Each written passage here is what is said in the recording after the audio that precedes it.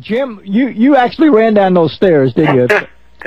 I've done that several times when they actually existed, Jerry. They're no longer there now, but back in the mid-'80s, before the county really began to renovate the building, yeah, I did that several times. So you've really put a lot of this into personal investigation. So I mean, you really believe what you're saying, and nothing's changed your mind, right? Well, but here's the key. My forte is the scene of the crime and the physical evidence, and I have spent more time, for example, in that sixth-floor window than any other human being alive. So, I've done my homework, and I think the problem that a great many of the critics have is that they've spent scant time in Dealey Plaza, if any time at all. I can think of one man who's written 5 books on the assassination and has never been to Dallas. And it seems to me that if you want to understand this thing, that's the first step. There's one of these authors you spent a lot of time in your book talking about, and you call him the dreaded L word, Mark Lane. Yeah, but he has been to Dallas, so you're going to tell me who this guy is, or I have to guess? It's Harold Weisberg. And he hasn't been to Dallas? No, never. In fact, he says that would lead him down the path to blatant emotionalism. But the guy's 80-odd years old. He's only written 5 books on the thing. By the time he gets to his 10th book, he may actually come. You never know. I get the impression from talking to you over the years that you don't care for any of these conspiracy books.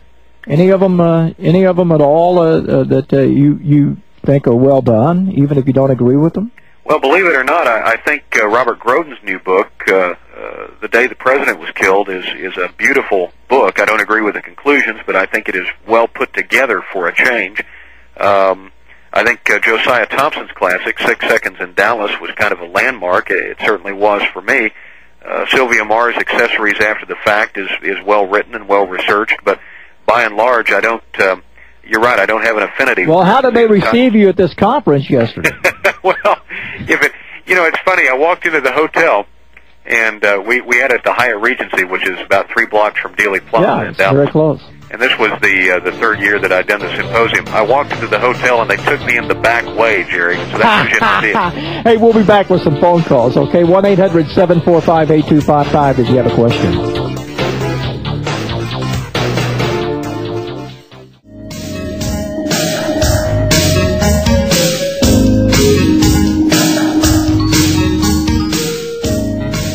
This is Jerry Pippin. We're dealing with the Kennedy assassination, and it'll be 30 years on Monday. Boy, it doesn't seem like it's been that long. We have Jim Moore, who has a book out called Conspiracy of One, the definitive book on the Kennedy assassination. The second printing of the paperback, it's from the Summit Group, is out and available at your bookstore. If it's not there, they can order it for you right away. And Jim, why don't we just go to the phones? We've got a lot of callers, and kind of do it that way. Oh, that'll be great, Jerry. Please keep in mind that I've been doing show after show, and I'm a little punch drunk. So if I don't sound as coherent as I usually do, why that's why. Oh, that's fine. You're sounding good. In fact, a couple of places that you were on earlier, you're on again. So okay, with us. Hey, George, listening to us in Lantana, Florida. How are you? Right, fine. I'd like to bring up a couple of points for Jim. One that seems to strengthen his view, and that is that Bill Moyers stated in an interview on PBS about a year ago that he actually was the person who turned the motorcade onto Houston and onto Elm Street because there was a large crowd there, and he felt that it's as simple as and as innocent as that. He felt that they would get a better view of the president. So if that's the case, then that kind of strengthens Mr. Moore's point. However, the other side of the coin is that if the slivers found in Governor Connally turned out to be from another gun, that would indicate a second gun theory, if those bullets turned out to be not from the magic bullet. It's too late. Governor Connally's already buried, so I guess we'll never know. Well, they wanted to examine that, and the family clamped down on that. They said absolutely not. Now, that also brings up an interesting point. Why was that not? Well, let's ask Jim.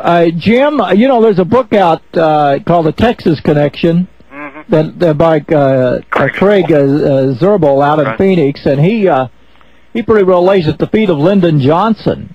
Well, I call Craig's book I call Craig Mr. Speculation. So I don't have a tremendous affection for. Well, I mean, but other people have said as much, and here this listener saying Bill Moyers turned the.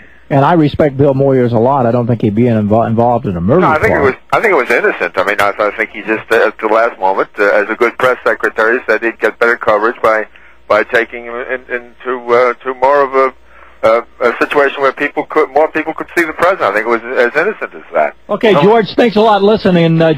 Jim's going to comment now. Here's the interesting point of the story, George. Moyers was not in Dallas until after the assassination. He flew in while Lyndon Johnson was sitting on the tarmac waiting to be sworn in by Sarah Hughes. So he couldn't have made that decision in any case, and I don't know the context in which he said that, but it wasn't his decision to make. The turn was prescribed really by the Dallas traffic patterns, and anybody who's spent a great deal of time in Dallas would have recognized it was literally the only way for the motorcade to go. Jim Garrison, of course, who perpetrated this whole fiction that the motorcade made a turn to put it in front of the book depository, was grossly in error and had never spent a great deal of time studying the city's traffic patterns. The fragments in the governor, which were quite properly, I think, buried with him, you're correct. The family, Jerry, did not allow those fragments to be removed, and there was a reason why, and that reason is quite simply that they would not have solved anything. If, in fact, we'd gotten them out and we found that they came, for example, from the base of Commission Exhibit 399, 5 years from now you'd see books propounding that the fragments were switched, or the exhumation was a fake, or it would go on and on. So there was no useful purpose to be served by mutilating the governor's body, and I think the family recognized that. Okay, thank you, George. Here's on the line now from Phoenix, listening to us on KFYI AM 910 News Radio, is a young man by the name of Craig, and Craig called in earlier tonight, Jim, and he's been doing his own investigation through the Freedom of Information Act, and I think he wants to take you on a couple of issues. That's wonderful. Yeah, I'm just kind of interested in this because of seeing the effect it had on my family and that, and I don't really subscribe to any one conspiracy theory. I'm not biased, let me tell you that. But let's start with the murder weapon. I think that is critical to any investigation into this matter. Why don't the riflemen, the serial numbers, match up? Why doesn't the rifle introduced into evidence match up the rifle serial number and model that was sold to Oswald? You're referring, I assume, to the length discrepancy in the Klein's ad. Am I correct? Yes, I am. Well, the difficulty is twofold. First of all, some of the Carcanos that Klein's imported from Riva, who remanufactured them in essence for export to America, were of the earlier 38 Cavalry edition, which is the length of the weapon described in the ad. The longer weapon, of which I have 4, for example, one of which was made 1,000 rifles before Oswald's in the same arsenal, is the more popular of the two, but I suspect that somebody at Klein's didn't understand that there was a differentiation and listed the wrong length. However, the weapon described in the photograph that accompanies the ad is the weapon that is identical to the one found on the 6th floor. So certainly I guess you can make a case for one weapon being ordered and another being received. It seems to me in this case that it was a pretty sloppy copywriter error. Okay, now that's an interesting explanation, but the serial numbers don't match up. Well, granted, the National Firearms Act didn't come in until '68. Right. Okay, but shopkeepers, like at Klein's, generally kept a record when they would ship things, mail order, of the serial numbers. I don't know where you say they don't match up, and let me give you my reason for saying that.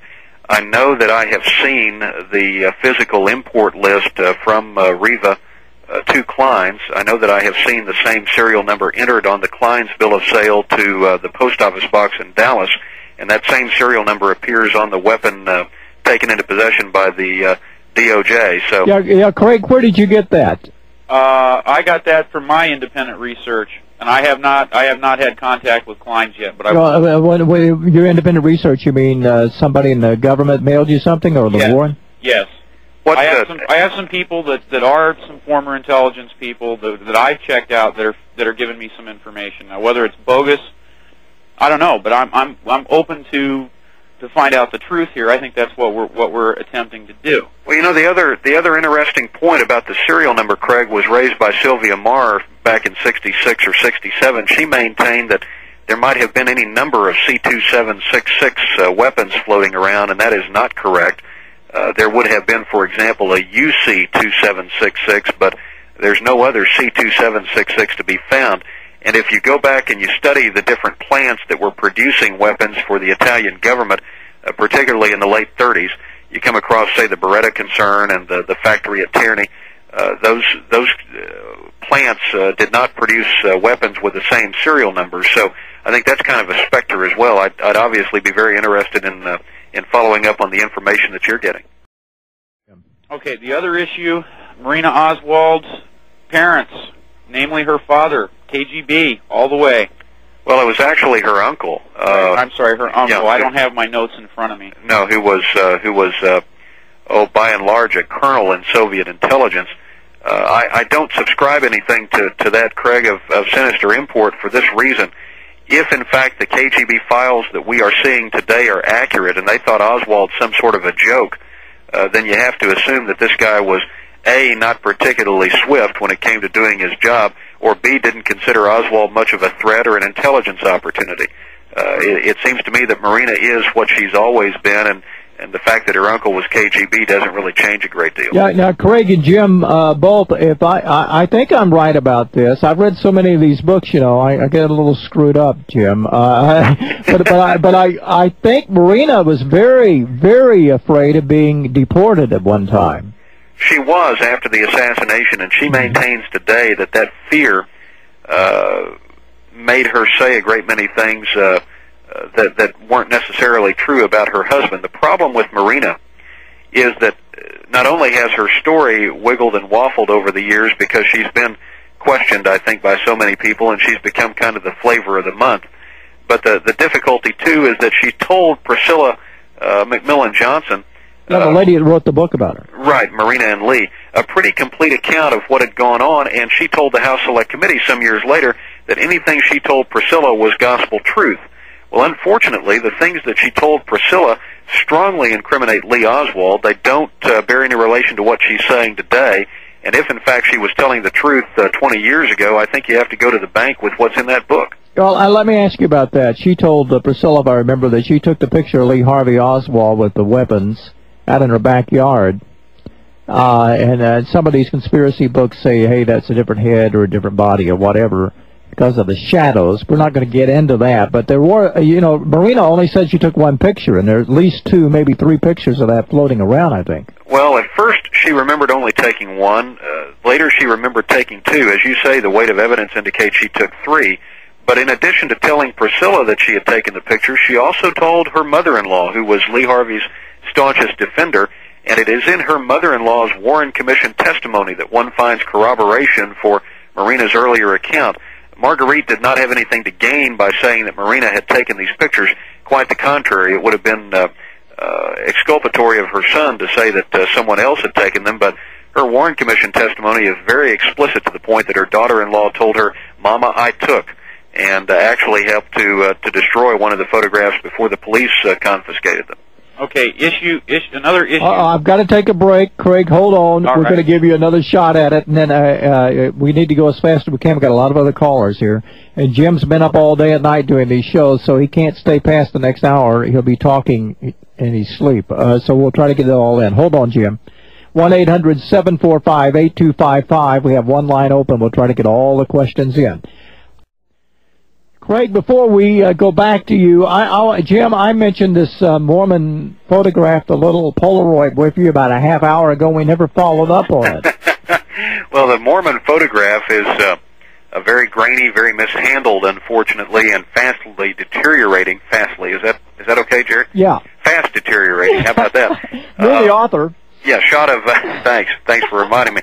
It's a shot of President Kennedy contemporaneous with the fatal shot, and in the Mormon photograph, in those Polaroid grains, people have imagined all sorts of weird apparitions on the grassy knoll, including I think a gunman wearing a German World War I spiked helmet and a Dallas police officer kneeling in the shadows. So that photograph is still extant. There is another photo that Mary says she took, which we cannot find any corroboration for, other than... now, this is the one of what? That shows the 6th floor? Well, correct. Yeah, it shows at least the first 2 floors of the old book depository, and whether or not it shows the sniper's nest, I suppose, is an open question. We have yet to see that photograph. Apparently, it was taken from her and never returned. The problem, however, is that with that particular Polaroid, which took a photo the size of the old Swinger prints, it used almost the same film. One could not make out at that distance whether or not there would have been anybody in that corner window, even if it had been depicted in the photo. I guess she says there was nobody in there. Is that right? Or were there 2 people there? Yeah, she doesn't make a determination. There is another fellow, a Canadian named Similis, who took a photograph, and he maintains that there are 2 people visible in the window, but he was standing even further down the infield from Mary Moorman, and the validity of his claim is somewhat dubious as well. Okay, let's go to Craig really fast. Craig, time's getting away from us. 2 more quick points. Lee Bowers, who was never even talked to by the Warren Commission, they did not even want to hear his testimony. He was in the railway tower behind the grassy knoll. And mysteriously, months after, when all of this stuff started to come out, he died of nicotine poisoning. And he had never smoked a day in his life. Explanation on that one, please. Well, Bowers was questioned by the Warren Commission. His testimony, I believe, is in Volume 6. He was questioned by Joe Ball. And the testimony is reproduced verbatim in the 26 volumes, so I would encourage you to look that up on your own. However, the methodology by which Bowers died is I guess open to our own interpretation. He actually died in a head-on car collision with a bridge pier. I don't know that had anything to do, Craig, with nicotine poisoning, but that was the manner in which he met his demise. Hey, Craig, how did you get that he died from nicotine poisoning? I got it from an autopsy photo and from some doctors I've talked to down there, or from an autopsy report that there was an extreme amount of nicotine in his blood, which would have caused loss of motor control, similar to Curare poisoning. Well, that's been the old Robert Groden claim for years, although I've never seen anything, and I have a copy of the autopsy report in my files that would indicate that's the case. Well, I guess you beat me. Hey, thanks, Craig. Keep listening, Craig. I will. We're going to go up to Said Valley up in Northern California. And Jay I'll has a send my question. information to you. Okay, thank you. I'll give that address at the end of the hour. We'll be back with Jim Moore. Don't go away with the question from Northern California.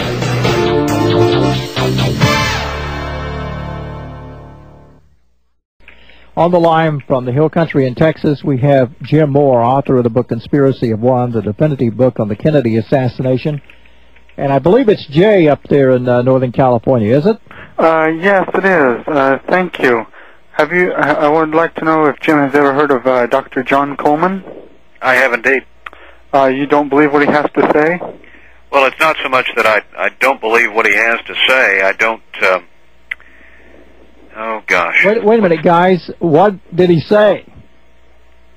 What did he say? The doctor. The doctor? Well, can I read this little paragraph here? Please. Bloomfield just happened to be the attorney for Bronsman. It's a hard name to say. Bronsman family. The World Trade Mart was created by Colonel Clay Shaw, an FBI Division 5 station chief in New Orleans. Guy Bannister. Shaw and Bannister were close associates of Lee Harvey Oswald, accused of shooting Kennedy, who was murdered by CIA contract agent Jack Ruby before he could prove that he was not the assassin who shot President Kennedy. In spite of the Warren Commission and numerous official reports, it has never been established that Oswald owned the Mannlicher rifle said to be the murder weapon. It was not, nor that he had ever fired it. The connection between the drug trade, Shaw, Bannister, and Bloomfield has been established several times and need not concern us here. You know, Jim, we've never talked about this New Orleans connection in all the shows we've done. What do you think about that? Well, Clay Shaw was not as pure as driven snow, but Jim Garrison hounded him literally to death for a crime he didn't commit. And the jury was out, what, 20 minutes? Well, yeah, less than an hour. To say that Shaw was a compatriot of Bannister is like putting together water and oil. The two would not have fit together in any case. And to believe that A, Oswald never owned the rifle, that B, he never fired it, and that C, he was somehow totally innocent of this entire affair is to extricate a man with blood on his hands. I just, as much as I think John's research is certainly a product of his own mind, but as much as I admire that, it's not something I can attach great weight. Jay, we're going to have to cut this off. We got to run. Jim, you got another book coming out? I do. I'm writing one with the president's brother. It's called Growing Up Clinton. Be out next summer. What, Roger? Yeah, indeed. Good. Well, do you go out to L.A. to see Roger? Is he coming to Texas? How you guys do this? No, actually, we're doing both. I go back out there on the first of the month, and then he'll be back in Texas. Great. Okay. Thanks very much, Jim. Sure, your book is Conspiracy of One, and it's available in paperback at any bookstore through Summit Group Publishing. We'll be back with another hour of this of Open Phones. Jim, get some sleep, okay? This is Jerry Pippin. Don't go away.